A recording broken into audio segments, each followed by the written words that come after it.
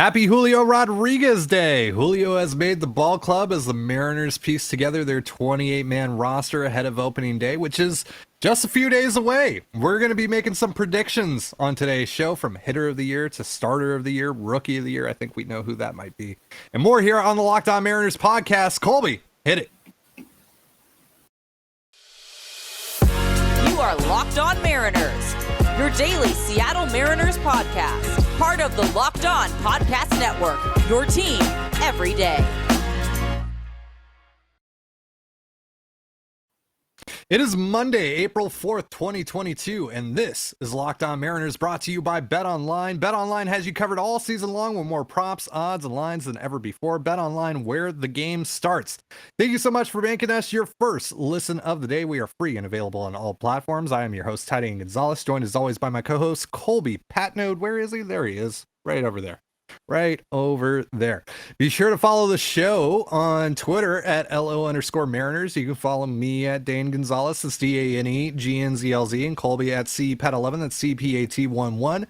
Be sure to also check out our Patreon, where we talk about the Mariners even more and also get into some non-baseball talk twice a week. Visit patreon.com/Control the Zone for more information. If you want more of us, we got a show coming out for our tier 2s and 3s later on today, so be sure to check that out if you're subscribed or you want to subscribe.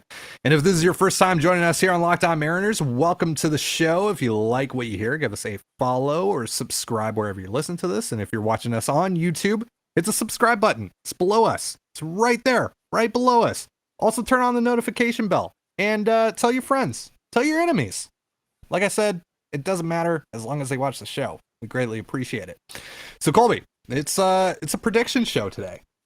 We do this every year, usually on our Patreon show, but now we're bringing it here to Locked On Mariners. It's our first prediction show. It's our first opening day here on Locked On Mariners for us. So what do you want to start with? We got hitter of the year, we got starting pitcher of the year, we got reliever of the year, surprise player of the year. We're going to do the record. I think we'll save that for last, record for the team. But any preference on what we start with here, or do you just want to hop into, I guess, in order how I listed them to you? Hitter of the year? You want to start with that? Sure. But first of all, I want to thank you for allowing me to speak sooner than 5 minutes into the episode. Only 2.5 minutes this time around. So yeah, that's pretty good. That's pretty good. That's about as fast as we can go. So yeah, we'll just, go with your perfect little list order, because apparently that's, the only way we can go about this. I mean, it has been decided, right? I rule all here in this. This is my dominion, this is my domain. Right. And yeah, and sure. This is how we're going to make things work here. So let's start with hitter of the year. A lot of good options here. They added Jesse Winker. Obviously, Julio might be an enticing option here. Ty France, Mitch Haniger. Who do we think is going to be the best hitter, maybe most valuable hitter, and maybe most valuable player on the Mariners in general by F or whatever standard you want to use? Whatever you want. Who are you picking here for the Mariners hitter of the year? And give me some predictions. Give me like slash line and all that stuff. I'm going to go ahead and take Jesse Winker. I know he's had a bad spring. Am I concerned that he's 1 for 26? No.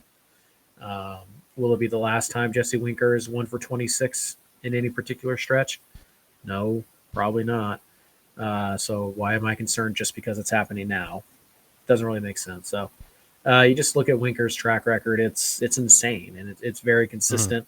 So I think, expecting him to hit around 290 to 300, post an on-base percentage of 380 or higher, and slug right around 500 is totally fair. And honestly, it's what he's always done. So it's hard for me to envision anybody's going to top that slash line, and therefore that WRC plus.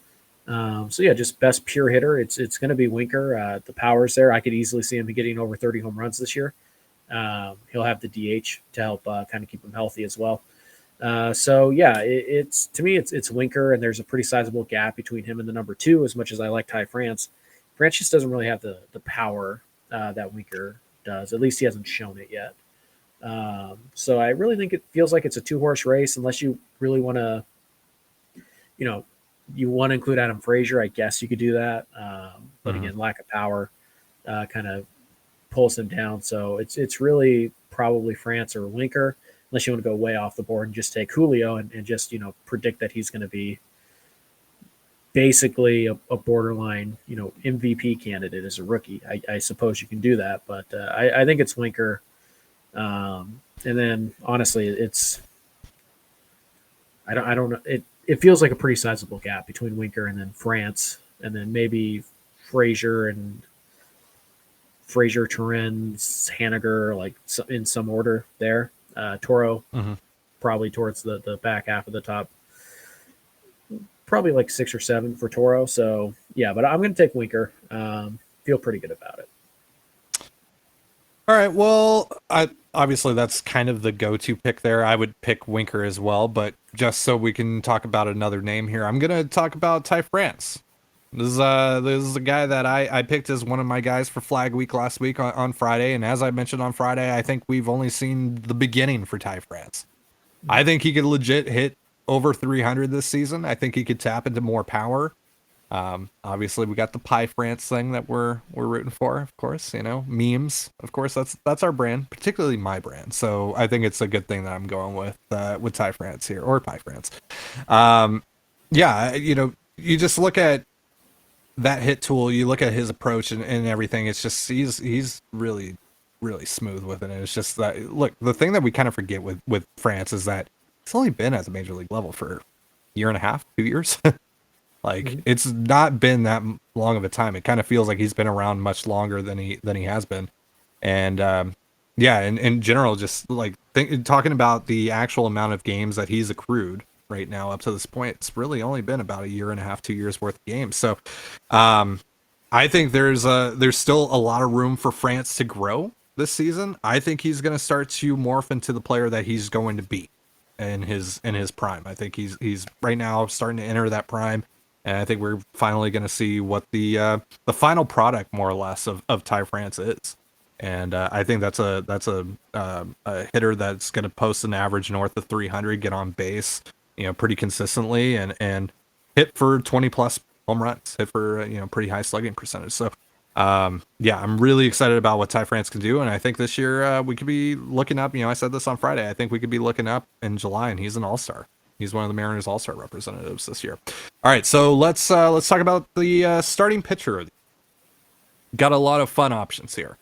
Obviously, they added this guy, during the off season. Who knows who he is? His name is Robbie Ray. He may or may not have won this little award called the Cy Young last year for the Toronto Blue Jays. He comes over on a 3-year. Well, it's technically a 5-year, but it might be a 3-year deal.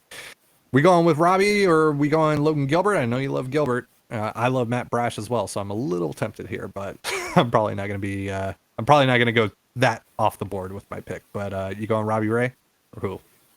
It's interesting because I know you want to go Logan Gilbert. I know you well enough to know that, so I'm going to go Logan Gilbert just to take him from you, and say that I think Gilbert's going to have a nice breakout year, minus the times he pitches against Kansas City, I suppose. But no, it's Gilbert. Again, we talked about how good he was last year with one pitch.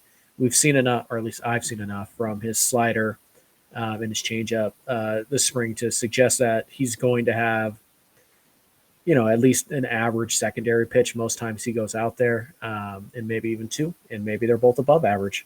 You're asking me like who's most likely to throw no hitter this year? Probably Logan Gilbert, which is, saying something considering Robbie Ray is on the roster. So I feel like it's going to be Gilbert by WAR. I think if you just look at like traditional numbers, strikeouts, innings pitched, things like that, it's probably Robbie Ray. Gilbert's a very durable guy, but he is still a young pitcher. So they might try and, maybe not, they're not going to let him go 200, right? At least in theory, they shouldn't.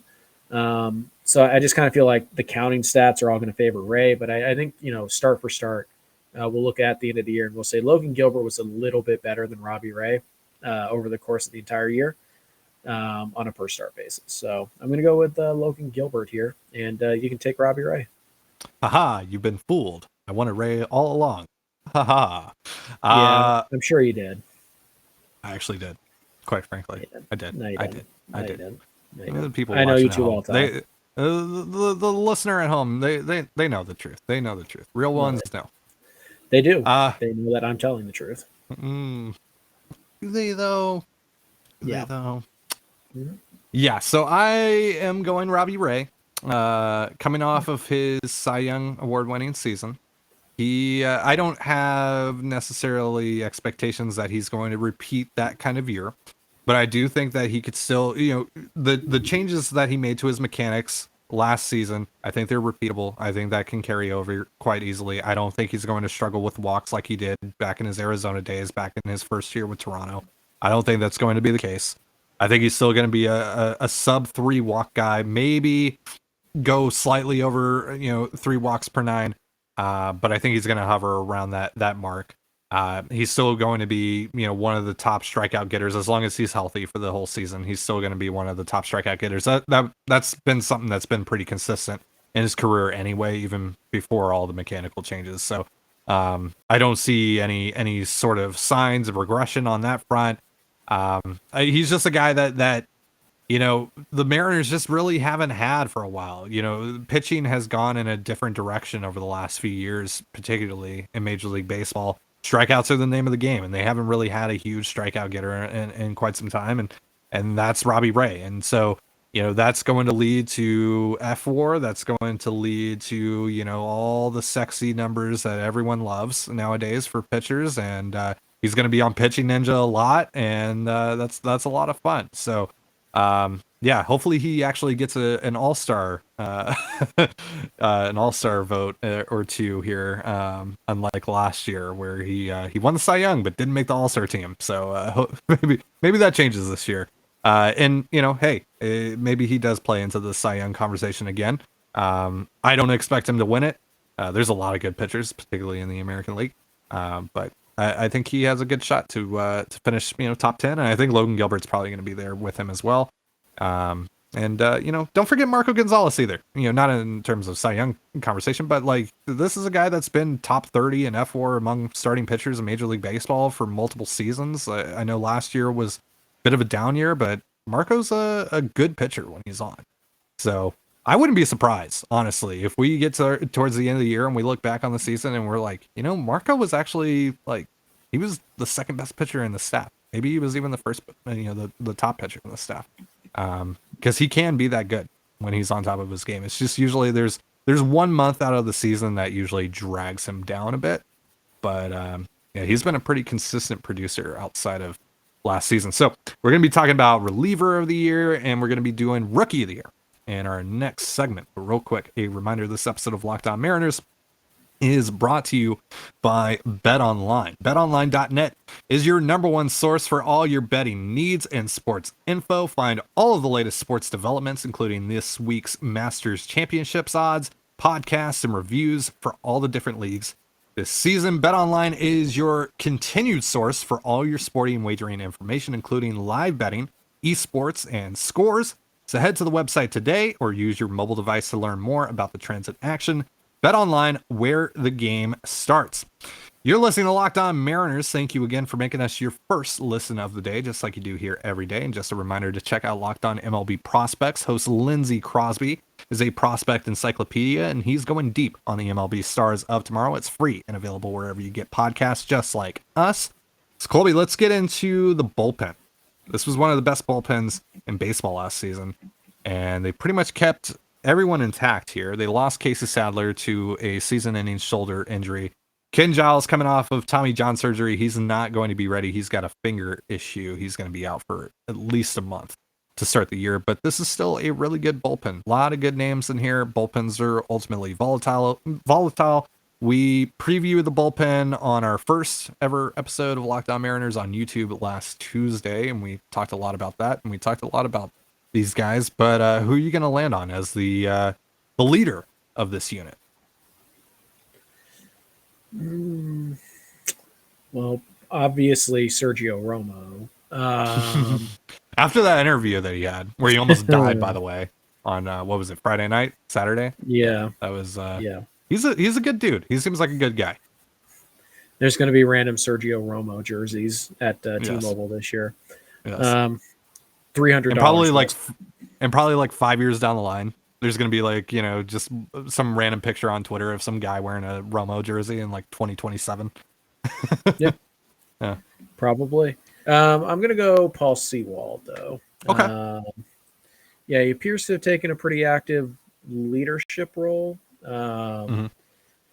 He's, obviously he was very good last year. But it's, Sewald is, I expect some regression, and we did see that a little bit in September. The one thing that is worth noting about that is that you need to remember Sewald didn't start his season until May. He didn't have a regular April because AAA didn't start until May 7th, I believe it was last year. So Sewald didn't make the major league team out of spring training. So basically, he pitched an entire year. He appeared in 60 some odd games through regular reliever workload, but he did all of that with one less month of of time, basically. So essentially, what happened is that Sewald's 6-month season got crammed into 5 months, and he just looked tired towards the end of the season. So hopefully, the bullpen's a little bit deeper this year. There's a little bit more of a trust in some of the other guys. Adding Diego Castillo is huge for that. Healthy Andres Munoz is huge for that.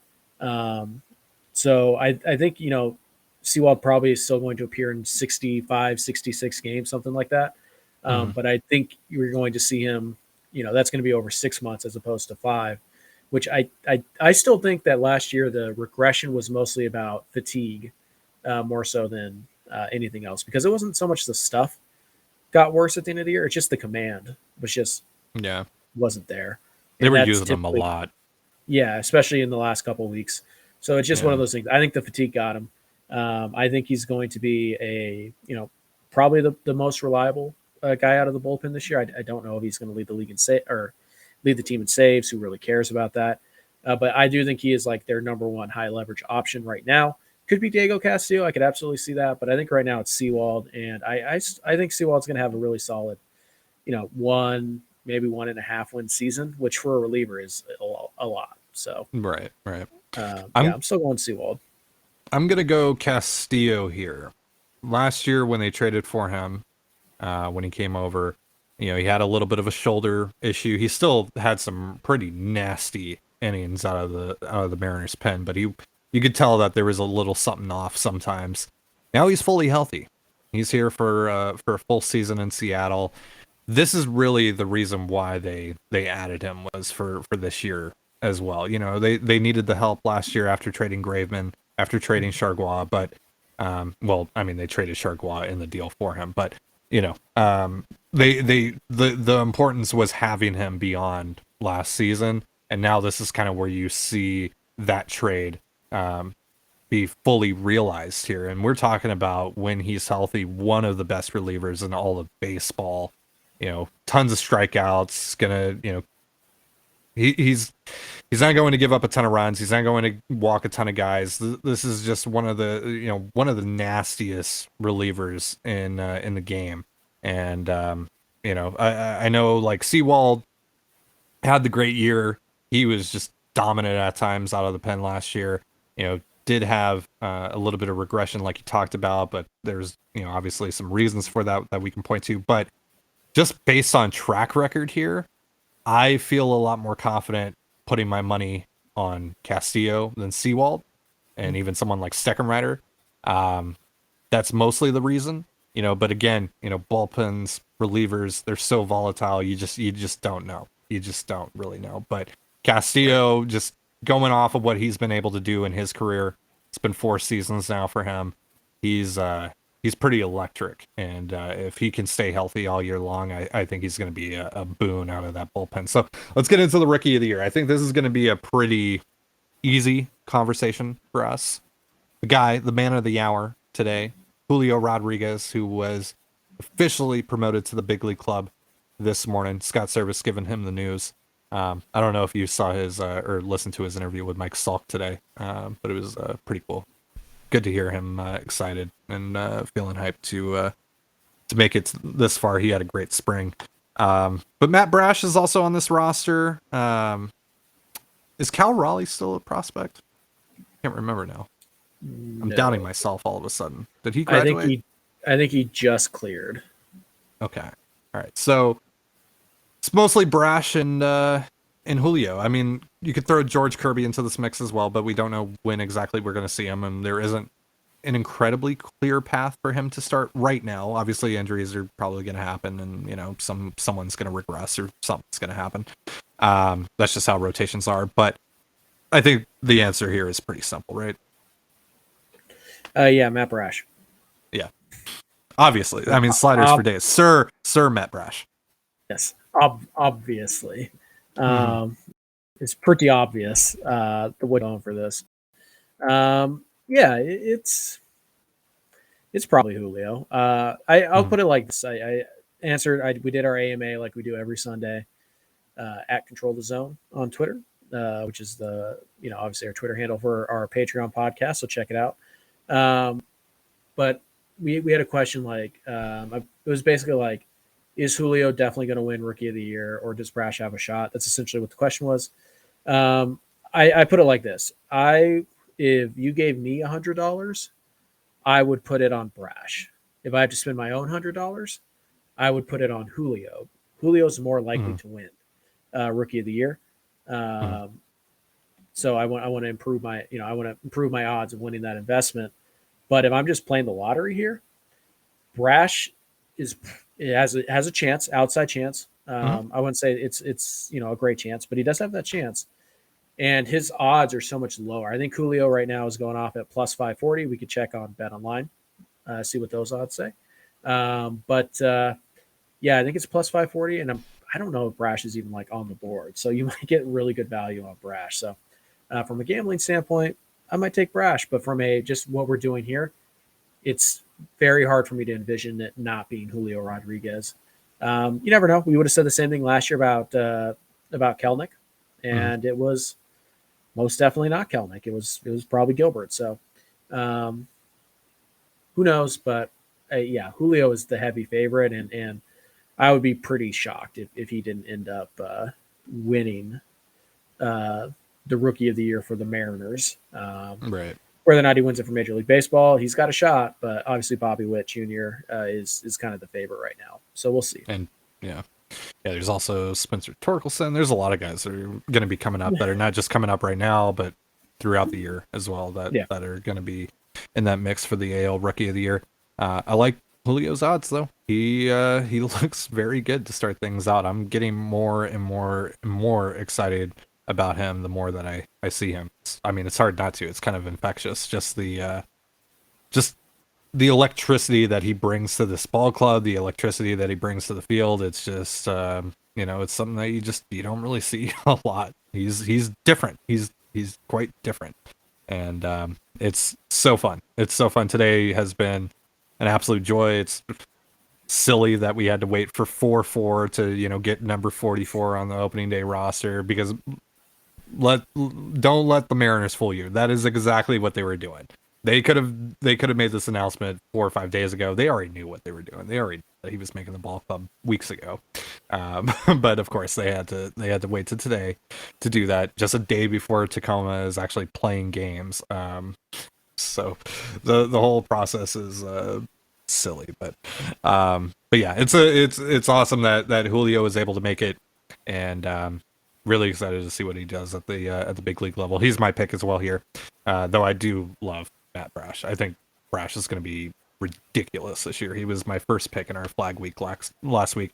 He is one of the nastiest pitchers I've seen come up for the Mariners, and it's going to be a lot of fun watching him pitch this year. That slider is nuts, is disgusting.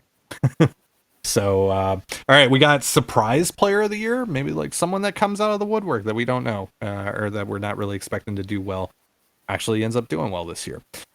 And we're going to predict the Mariners record as well. It's pretty important, I think. But real quick, a reminder, this episode of Locked On Mariners is brought to you by Built Bar.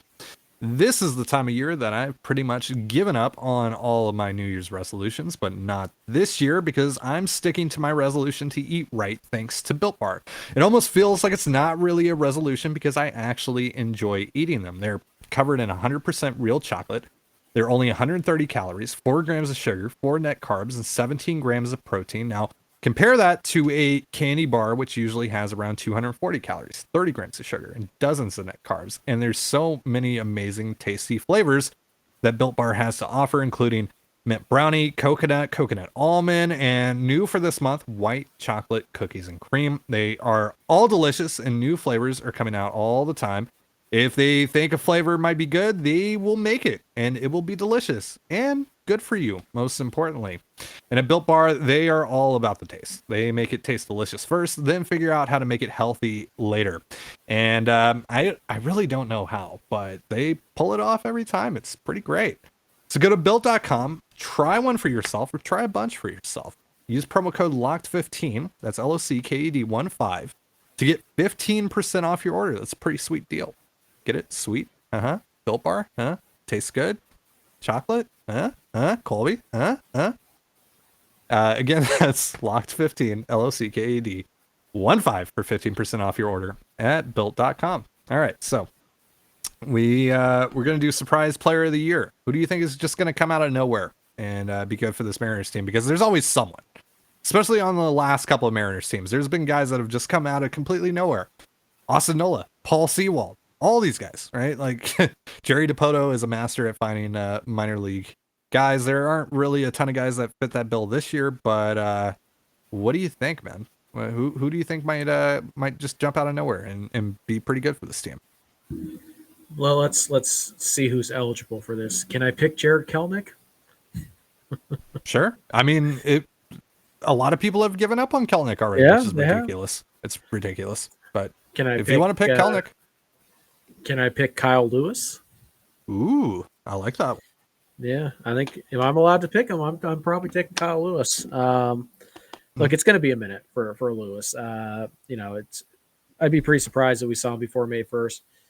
Maybe there's a shot that maybe he got to appear in a spring training game. But my guess is that I wonder if he's in Tacoma right now, getting ready for their opener tomorrow, or if he's still with the big league club.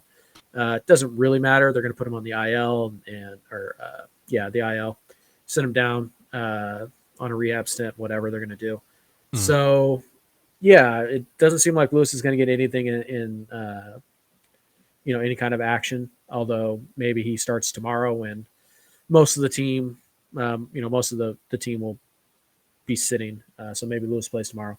But either way, I think people overlook Lewis a little bit here. I understand the temptation to do that because he's been hurt, and he suffered a really big injury in the minors. And then last year, same knee, and it caused him to miss, 130 games roughly.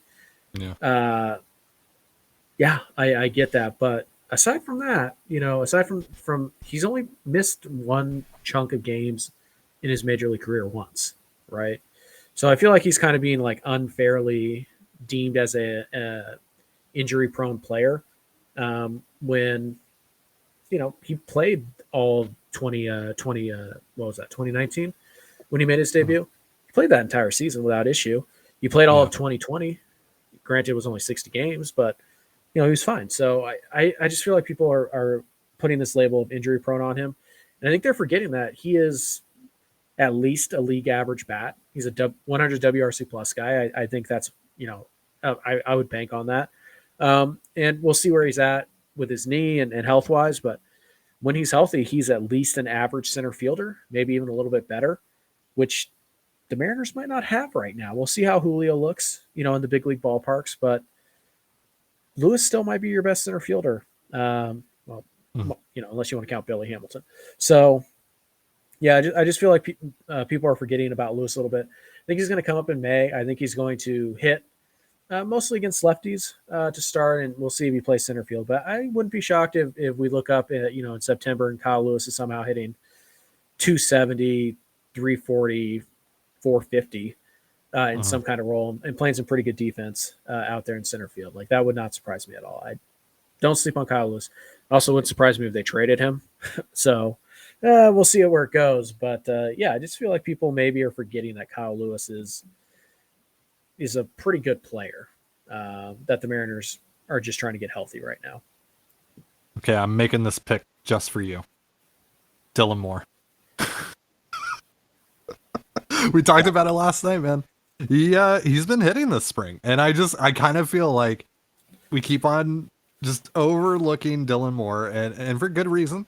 For good reason, because he is basically. I wonder why. I mean, if this was a 26-man roster under normal circumstances, he would basically be the 26th man on the roster. But look, I'd still rather have Billy Hamilton, but sure.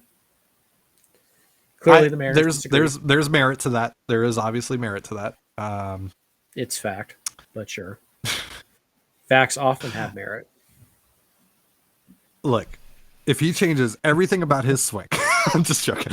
But we're not going down that rabbit hole. No, we're not doing that meme.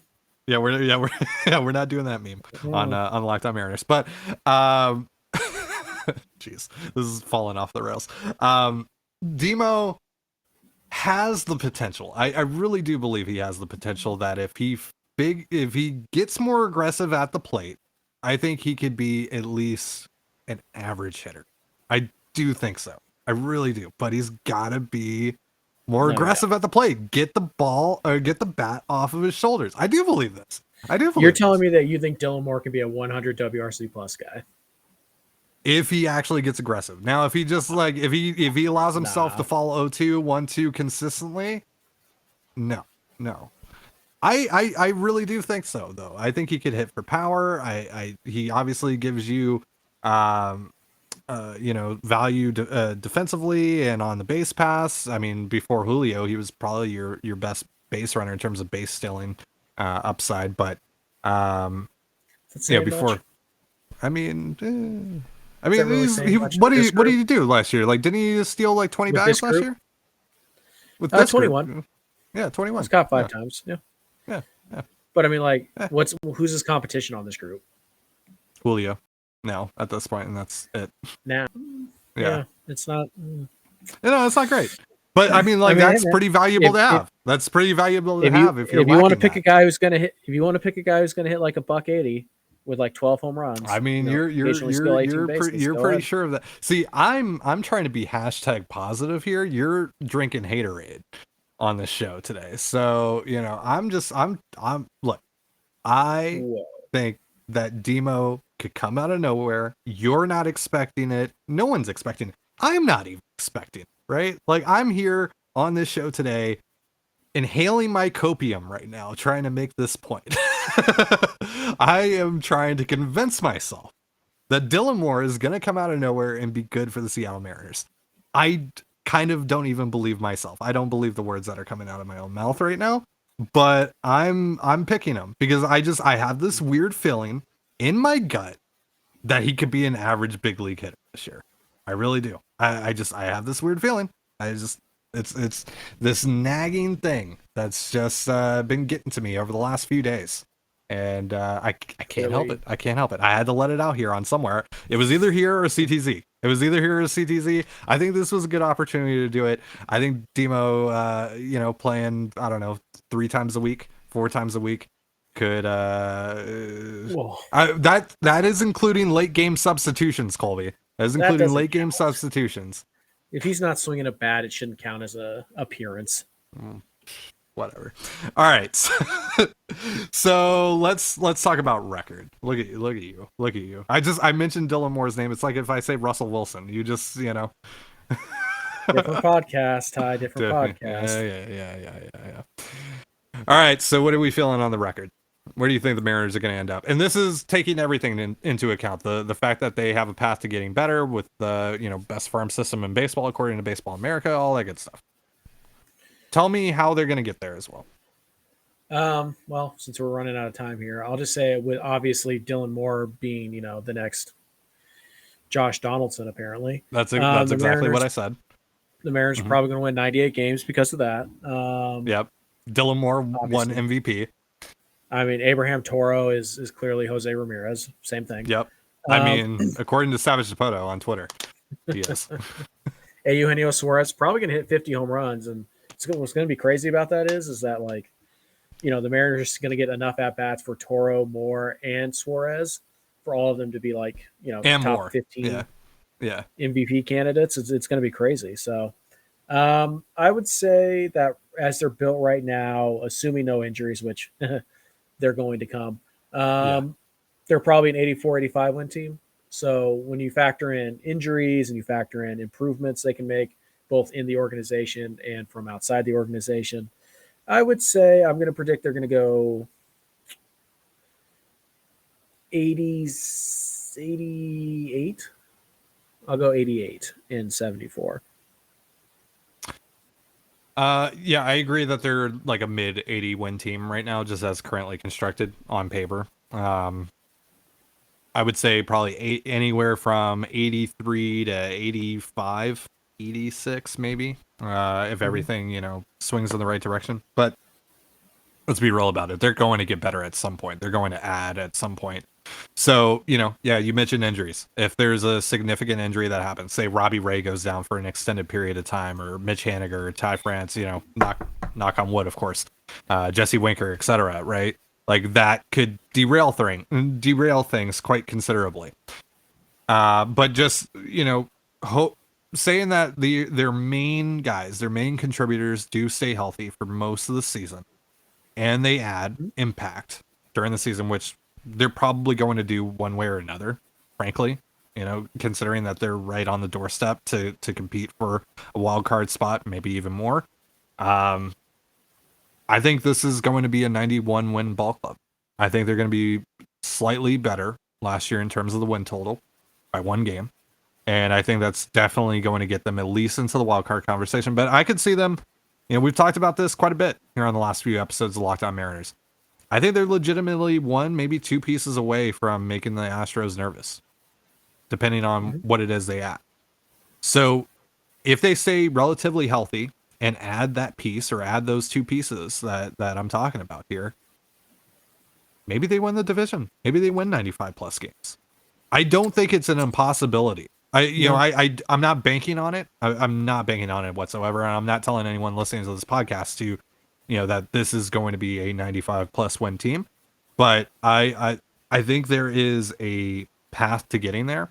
And part of that is probably Julio Rodriguez being pretty freaking good right away. Probably even Kelnick. Yeah, and Kelnick too. Right? Now, imagine if Kelnick and Rodriguez both pop. They stay relatively healthy. This is the everything goes right scenario here. And they add impact. They add another, top of the rotation starter. They add a legitimate catcher or someone like that. This is it too much to say they could be a 100-win ball club with all of those things happening? I mean, I still think you're a little thin in the rotation. Well, again, if they add another rotation piece, like a legit one, like one that is more or less in line with Robbie Ray. I think so, but again, they're kind of in this balancing act where, yes, they want to win this year, and obviously, if they're competing for a division, they're going to be more aggressive on the trade market. But I also think they're trying not to kind of empty their clip, so to speak. That probably just got us demonetized. They're not going to fire. They're not going to. I don't know how to say that. You gotta stop with those analogies. Yes, they're not going to just empty out the farm system, right? At this deadline to try. They're still going to want to, they're not going to want to trade Kirby, or they're going to try really hard not to trade Mako. Obviously, if the right deal comes, Harry Ford, Emerson, Noel, whatever, pick your guy. They're going to try very hard not to trade those guys because they do really like them.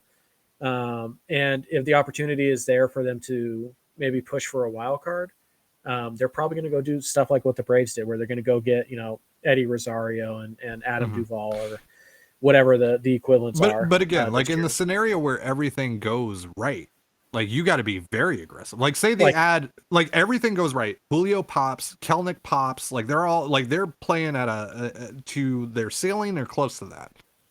And, Haniger's playing well, France is playing well, whatever. You got to get pretty aggressive on the market there, because you are definitely step for step with the Astros, I would think, at that point, or at least just a couple of games back or what have you. Imagine if they added like Shane Bieber to the rotation, right? Like, what does that do for him? Like, that's what I'm saying. Like at the highest of highs, they stay healthy. Everyone hits their potential. Again, this is not going to happen. But at that point, like, isn't that kind of the ceiling with all the resources that they have at their disposal?